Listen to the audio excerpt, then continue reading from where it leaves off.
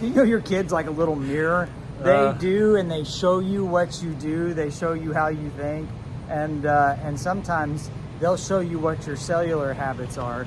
Are they something that you want your kid to have? Yeah, that's a good question.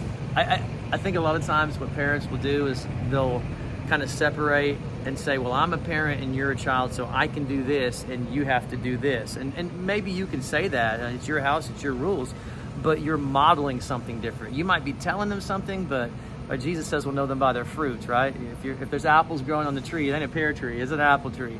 So when you're doing those things and you're staying on your phone forever and you tell your child, well, I'm an adult, so I can do that, and you can't, it doesn't really play like you think it's going to play. Don't be that parent with the cigarette in your mouth telling your kids not to smoke, and don't be that parent who has a phone between them and their child at the table asking them to pay attention to you. Your child sees where you're looking. They see where you're giving your energy. They see where you're giving your attention, and sometimes this is a modeled behavior. We shouldn't spend all our time on the phone. You should temper yourself. What's your cell phone usage report say? Because it may not say that you're doing any of that stuff.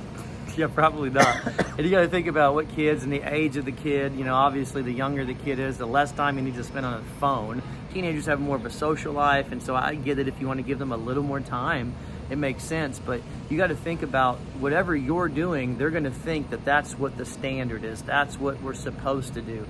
Regardless of what you're telling them, they're going to see you and they're going to think that's what we're supposed to do. And then they're going to have that kind of entitlement to be able to do that. And eventually, it's probably going to create a conflict.